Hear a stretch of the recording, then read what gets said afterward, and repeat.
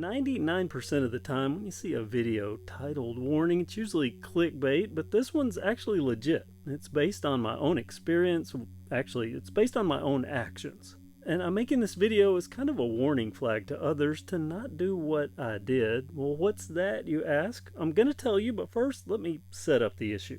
This is the Schwinn Axum, and it, along with its siblings, the aluminum comp, the Boundary, and the Taff, they all have these tapered head tubes. And this taper is just one of the components these bikes have that make them kind of the elites among their big box bike peers, and in my opinion, amazing bikes for the money. I like to ride them, I like to upgrade them, and I've done so with great success, especially like Project Comp. From the Schwinn aluminum comp, I have Project Comp V2, my favorite bike currently. I have such a high opinion of these bikes. I would say that early on, the only real downside is the packing and shipping that could create a situation where things like this happen. The lower headset bearing gets damaged.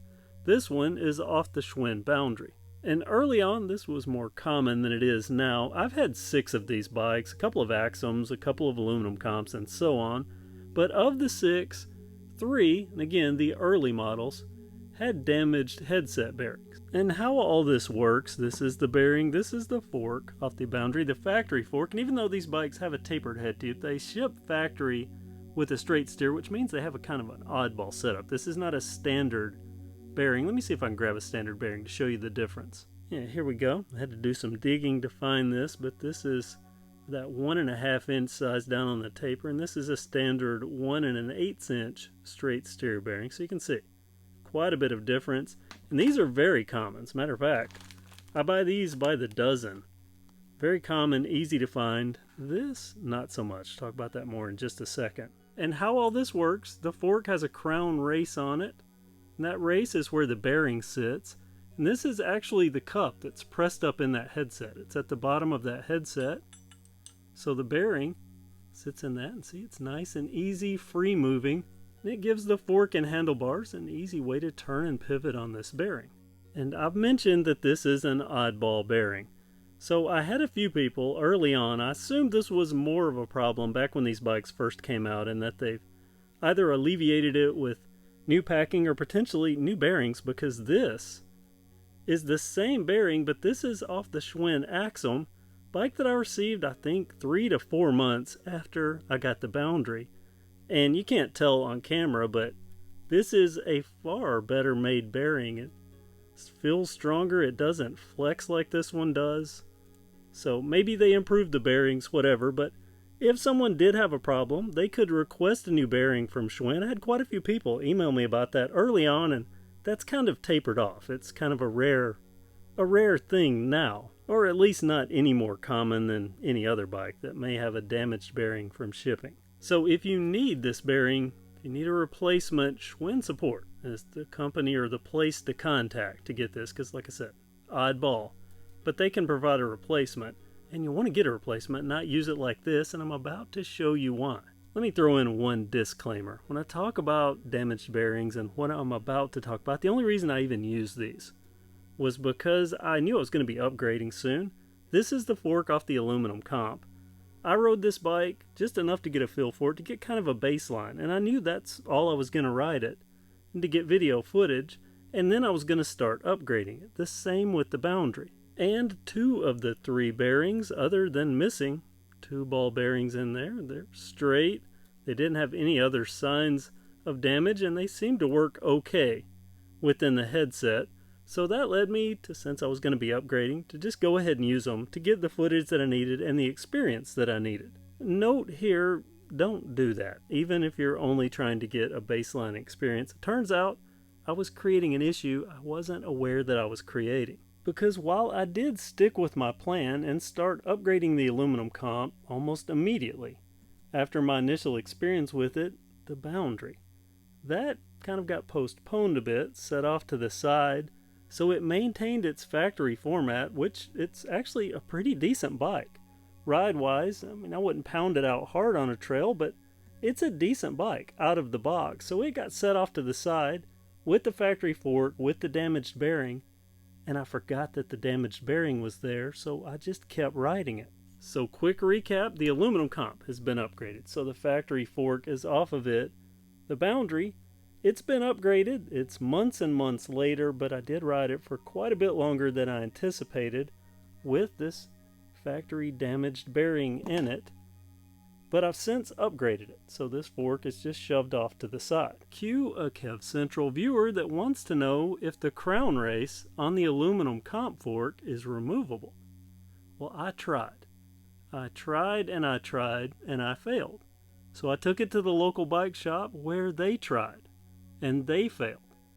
So this is somehow fused on here. It may be removable, but nothing that I could do with my trying. So I dug out the Boundary fork to see if it was also the same setup, and it is.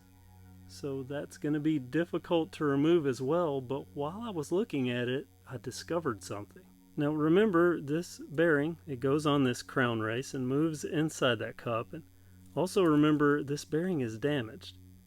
And here is why I recommend to not even temporarily use these, if even just a ball bearing or two is missing. So let me show you this. Here's the crown race. Now remember, I was looking at it to see if it was the same as the aluminum comp's crown race, but then when I turned it, look at that. That is damage caused by this bad bearing just chewing away at that. I don't know every time that I turned the bars, but over time it chewed and it chewed, and if I slide this bearing on here,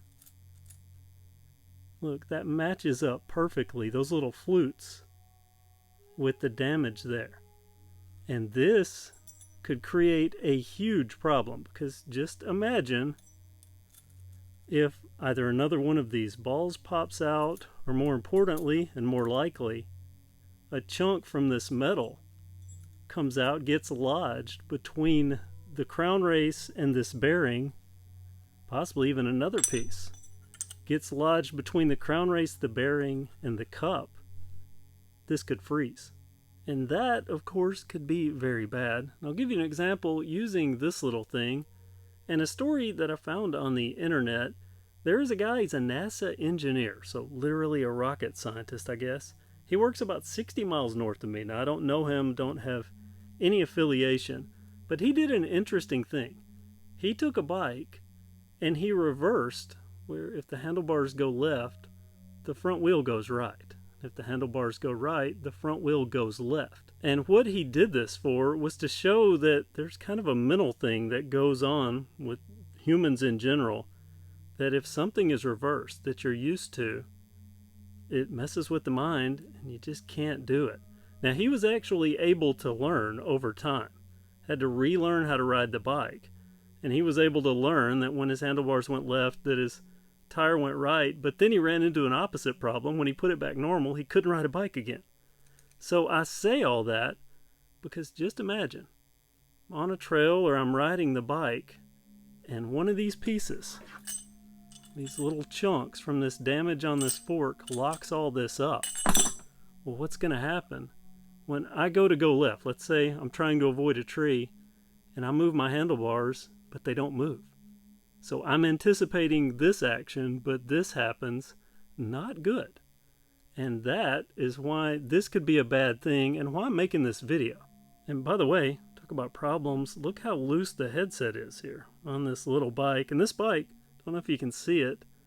You know, there's Felt, F-E-L-T, a bike brand. This is Fult, F-U-L-T. That's pretty funny. And also, look at that. It actually pedals. And this is a rubber band, so it's kind of a little mini Gates belt drive. You know, I like those.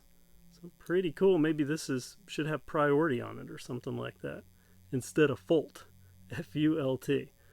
But that gives you a point of how I created an issue by just time and forgetting, and why it's important to take these bearings off if they're bad and not use them, and get a factory replacement, which is available on any new bike. Again, I'll show this Axum bearing because I assume this is probably what they're using now. The other one, quite a bit more fragile than this one, and the fact that I haven't received or seen as many comments or messages about bad bearings as I used to 6 or 8 months ago leads me to believe that they've improved things and possibly even their packaging. But I wanted to share this story of what not to do. Luckily, no ill effects for me other than permanently damaging this crown race, so making this fork useless. Well, I guess it's not totally useless because I was able to make this video to serve as a warning to others of what not to do. And lucky for me, it didn't cause a crash. Matter of fact, look at this. Now that I'm looking at this, I saw this through the camera. You see that little metal shaving? There's 2 or 3 of them down in there. I think that's getting closer and closer to locking up a bearing. Not good, but good for this video. No, making good out of bad. Always happy when I can do that. So thanks for watching this video. I hope it helps you out. If it does, give it a thumbs up. That helps the channel with the YouTube algorithm. Also, if you haven't subscribed yet, I hope you subscribe and that you have that notification bell active. Thanks for watching KevCentral and have a great day. Nobody gets my little toy bike though.